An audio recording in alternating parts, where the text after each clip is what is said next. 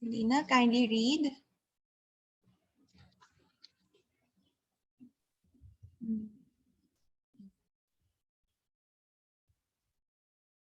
Wala si Miss Lina.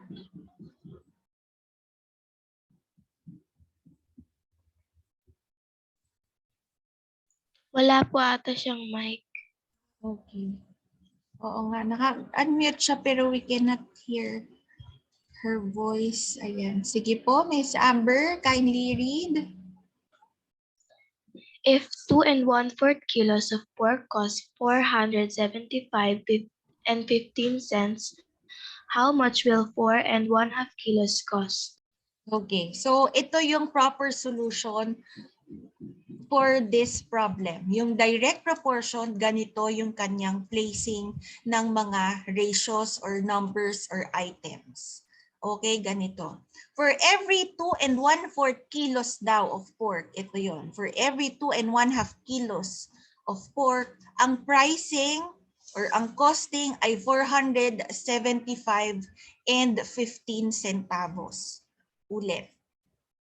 Kapag direct proportion, okay, makikita nyo naman klase depending on the given, kung direct or indirect proportion siya.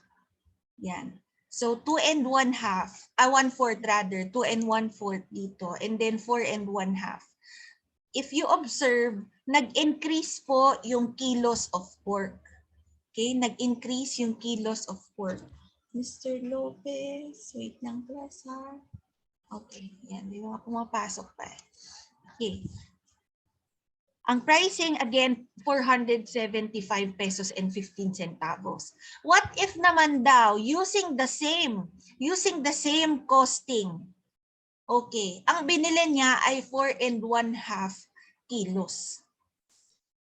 Okay, nakita nyo yung relation nilang dalawa. You have to use the amount provided dun sa kabila.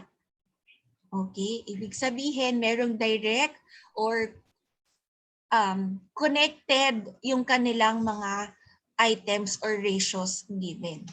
Now, paano ito kukomputin? Okay. Pwedeng ganito, class, pwedeng pa-cross yung ating computation or solution. It becomes 2 1/4 x equals 4 1/2 multiplied by, okay, lagyan natin ng peso sign para hindi kayo malito, 475.15.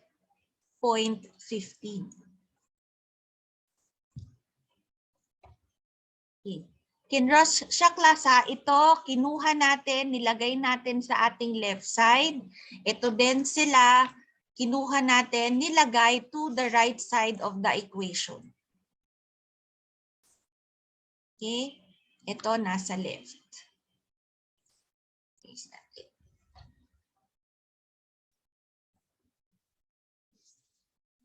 Ito mapupunta, itong sila mapupunta sa left side. Okay. As much as possible, always place the variable on your left side. Sa left side kayo maglalagay. Katulad nitong x, nasa left. Okay. As much as possible, ha, hilahin nyo papuntang left yung may variable. Okay.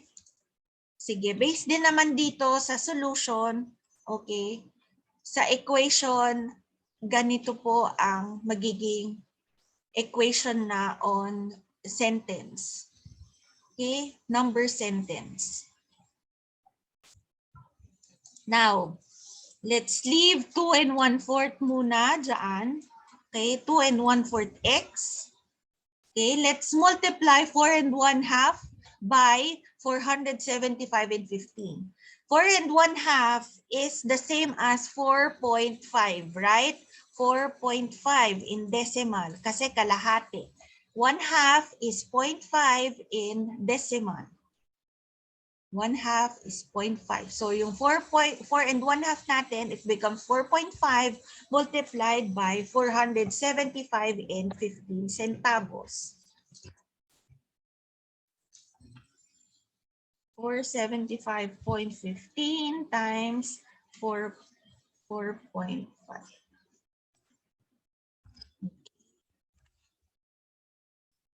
Yan natin ng peso sign. Yan. 2,138.175.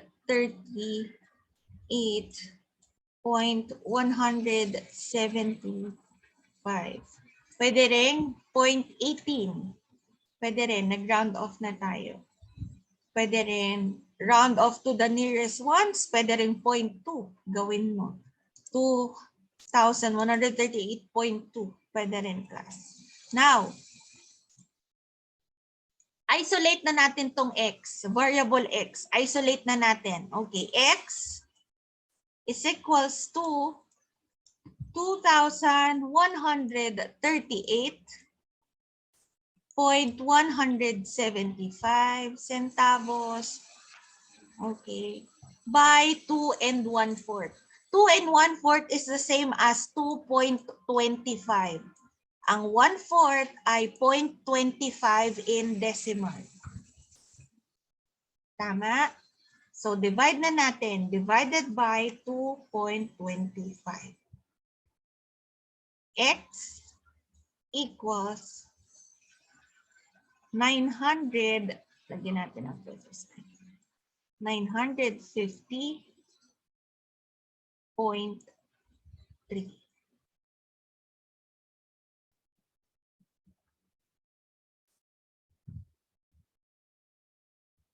Okay, going back dito sa ating equation.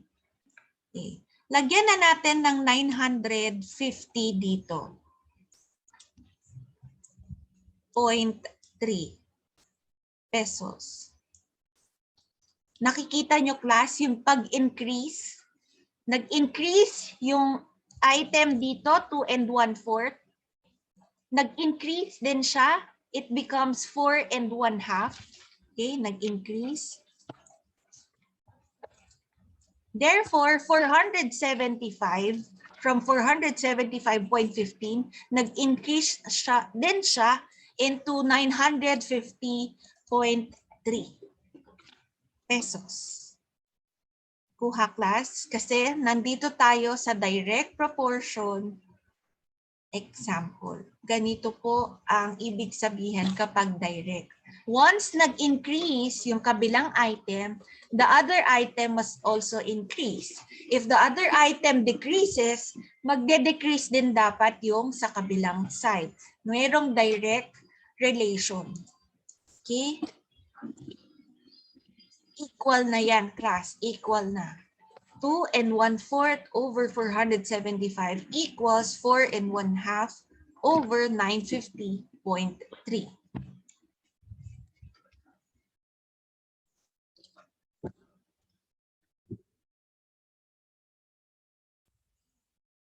So punta tayo dito sa indirect proportion example. Punta tayo sa indirect proportion example.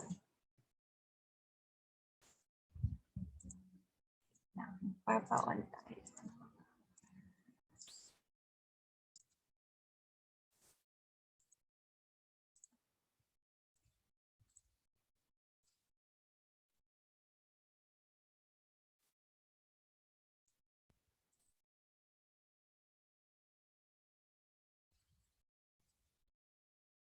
Okay, dito tayo sa second type naman ng proportion, which is the indirect or inverse proportion. Paano naman yan? So, Miss Asia, can you please read the problem sa indirect? 8 painters need 30 days to paint a building. If the job is to be completed in 10 days, how many painters will be needed? Okay.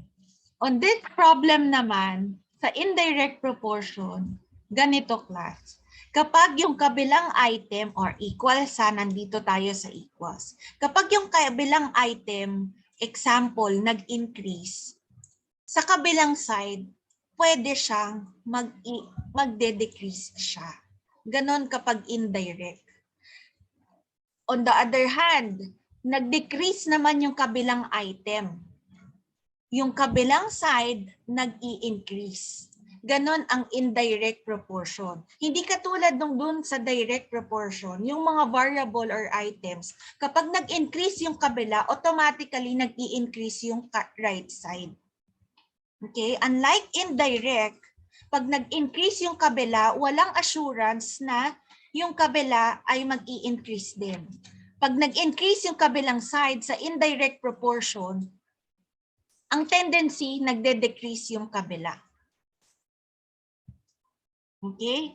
Kapag nag-decrease naman yung kabilang side, the possible, malaking chance ay mag-i-increase yung kabila. Ganon ibig sabihin. Wala silang indirect proportion or relation ng mga items. Okay, going back to this example.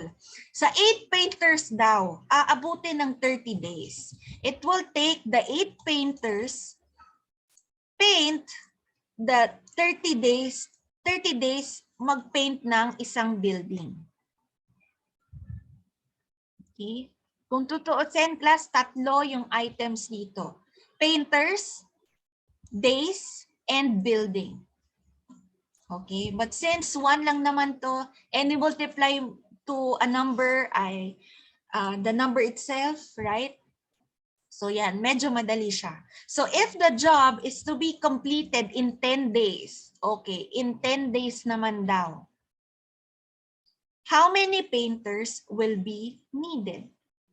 How many painters will be needed? So observe muna natin, class. Analyze muna natin. Okay. Sa kada 8 na magpipinta, okay, kada 8, aabutin sila ng 30 days. Kasi 8 lang yung magpipaint eh. 30 days ang aabutin. Ngayon, gusto nilang paliitin yung days na magpipaint. Okay. 10 days lang daw gusto nila. Therefore, ilang painter ang kailangan nila, kakailanganin kapag 10 days lang tapos na yung pag-paint ng isang building. Now, what's the proper allocation? What's the proper placing ng mga items? Paano ba siya ilalagay? So, ganito, class. Kapag indirect proportion, pwede nyo i-place lahat ng nasa left side, okay? Lahat ng nasa left side sa kanilang parehas na item. Okay? Parehas na item. Example, yung lahat ng nasa left natin must be all the painters. So, lagay natin, painters yung nasa left. And then, itong mga nasa right, ipalitan natin. Okay, ito yung mga nasa right natin must be the days.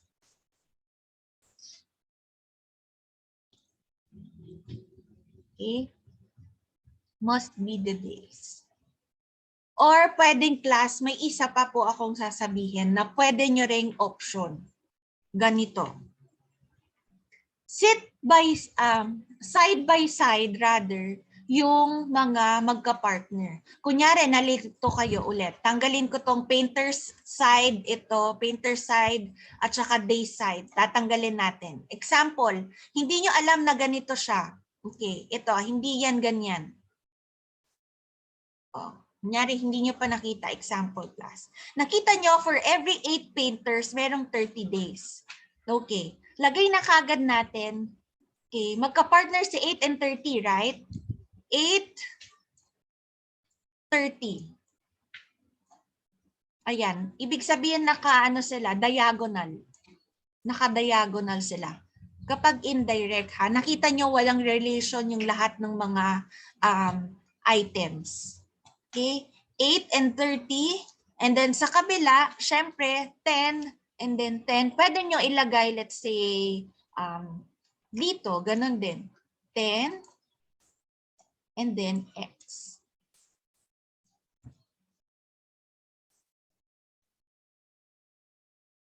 Yan, ganun din siya. Ibig ko sabihin, pwede nyo sila i-sit by sit. Yung kabilang side, diagonal, pa-diagonal. 10 and x. 10 and x. Ganyan. So, kunyari, hindi mo alam dito, 10. Since ito ay days, then days din dito, okay, ka-opposite niya. Ito sa kabila. Ayan. So, whichever will make it easier for you to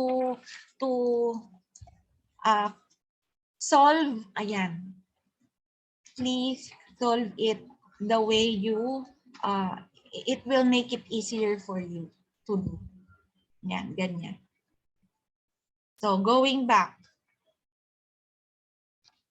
So, kunin natin tong x and 10. Kunin na natin tong x and 10. So, magiging 10x equals 8 times 30.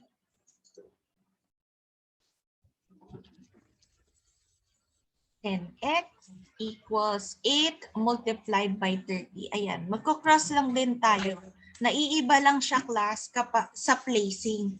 Pag sinabi kong placing, yung proper allocation ng mga items or ratio. Ayan, doon lang siya naiiba. Doon lang nagiging komplikado. Ngayon, kapag nailagay niyo na ng tama, ayan, you can now compute. 10 times x, it's 10x. 8 times 30, it's 8 times 30. We have, copy lang natin to, 10x, ayan. And then 8 times 3, we have 24. Lagay natin yung 0, ayan. 240. And then, let's isolate x dito. Iwanan na natin yan. X is equals to 240 over 10. Okay. X will now be equal to 24. This 24 are the number of painters. 24 painters will be needed.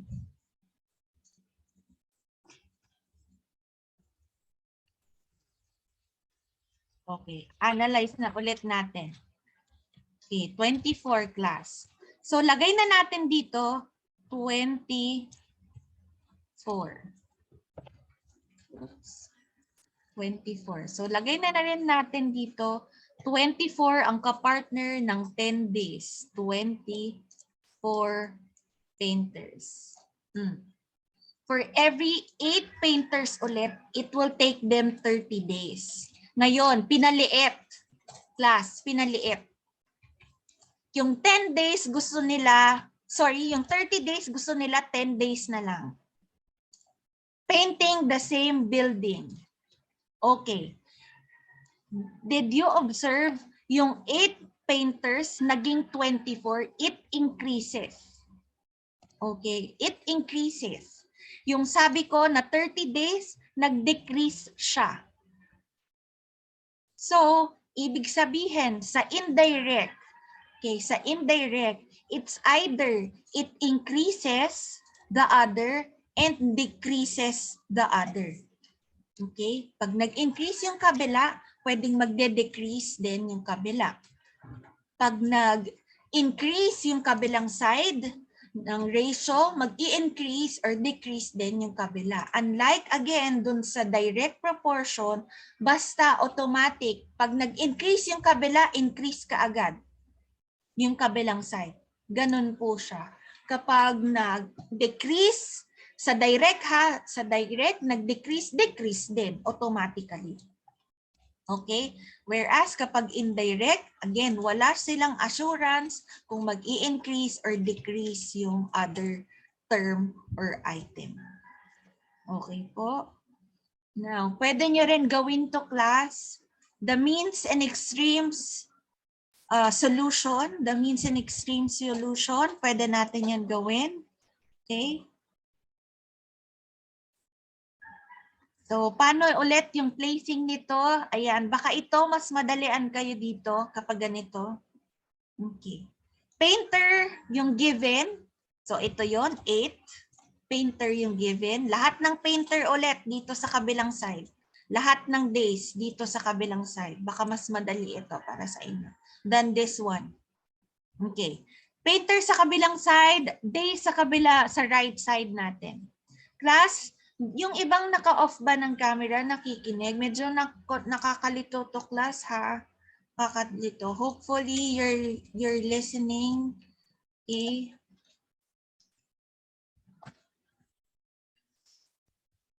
Okay, painter again sa left and then days sa right side.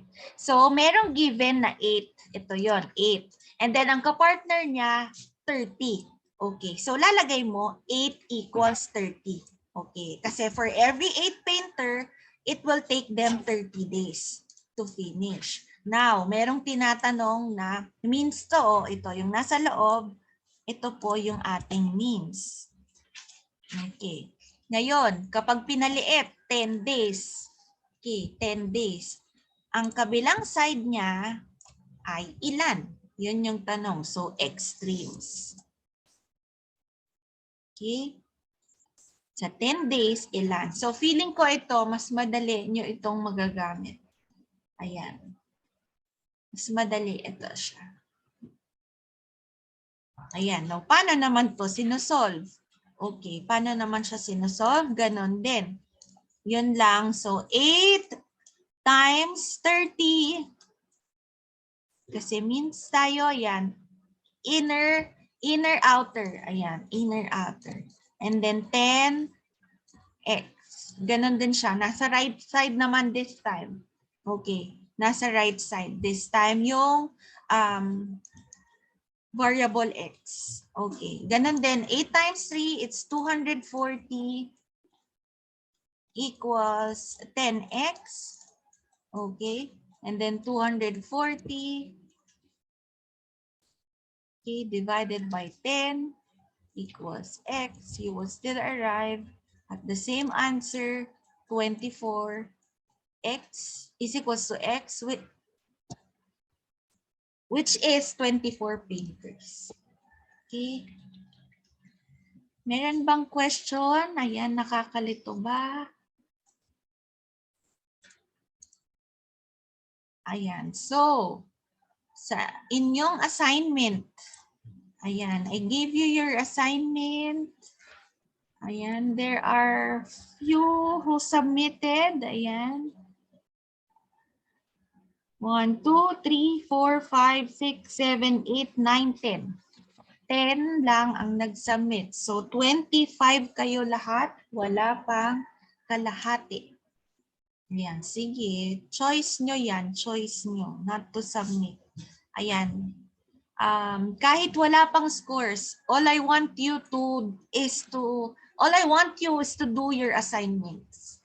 Ayan, do lang. A little time from you will not parang hurt your will not consume a lot sa inyong time. Ayan.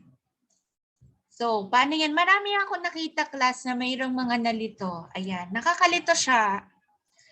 May mga nakakuha rin ng ibang points dito. Kunyari, sa 1 tama siya and then sa 5. 2, 3, and 4 mali.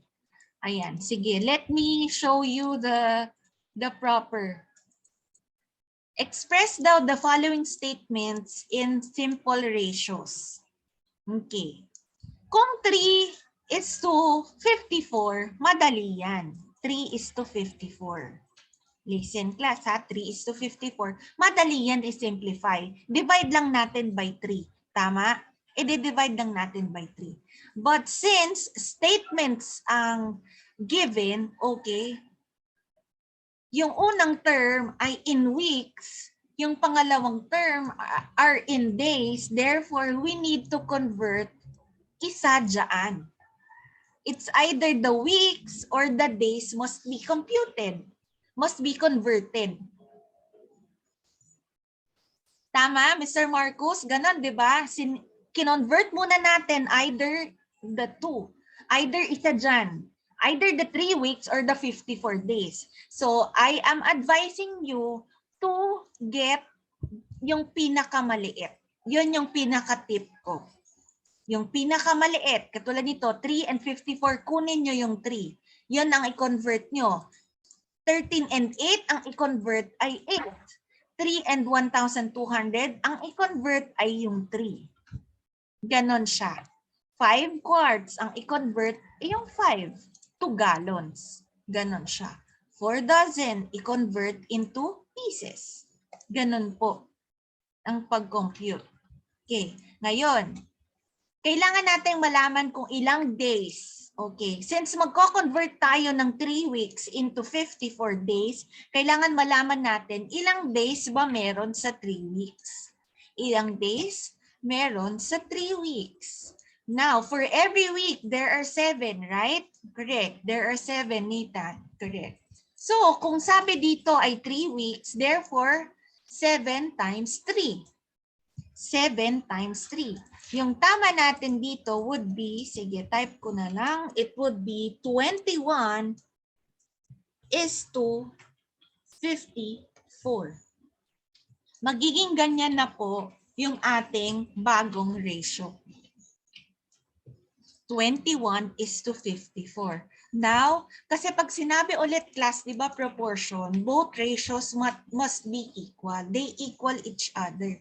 They balance each other. So kapag sinabing days, dapat days din po yung kabila. Pag sinabing weeks, weeks din yung other side. Ganun po.